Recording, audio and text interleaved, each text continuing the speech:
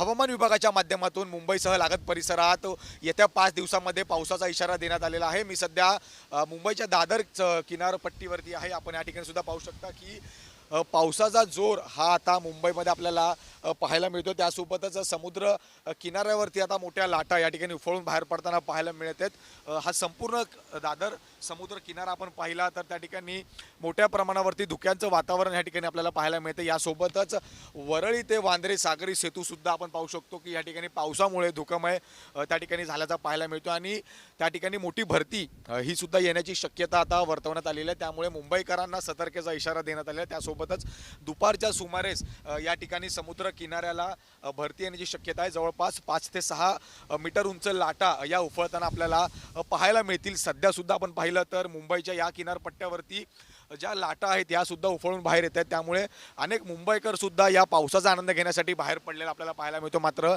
मुंबई महानगरपालिका असेल किंवा मग त्या ठिकाणी प्रशासन असेल त्यांच्या माध्यमातून मुंबईकरांना सतर्कतेचा इशारा दिलेला आहे। अति अनवश्यक वेळीच या ठिकाणी घराच्या बाहेर पडू नये असं आव्हान मुंबईकरांना केले गेले। त्यामुळेच आता येते 5 दिवस त्या ठिकाणी मुंबईमध्ये पावसाचा इशारा हा देण्यात आलेला आहे। सध्या त्या ठिकाणी ऑरेंज अलर्ट हे मुंबईला देण्यात आले आहे। मात्र असाच जर पावसाचा जोर कायम राहिला तर त्या ठिकाणी रेड अलर्ट येण्याची शक्यता सुद्धा वर्तवण्यात आली। त्यामुळे मुंबईतील समुद्र किनारपट्ट्यांपासून मुंबईकरांना त्या ठिकाणी दूर राहण्याचं आव्हान हे प्रशासनाकडून करण्यात आले। त्यासोबतच येते 5 दिवस अशाच पद्धतीचा पाऊस सुरू राहणार असल्याची माहिती प्रशासनाकडून देण्यात येते। व्हिडिओ जर्नलिस्ट सिद्धांत उमाळेसह मी जय पवार, जय महाराष्ट्र, मुंबई।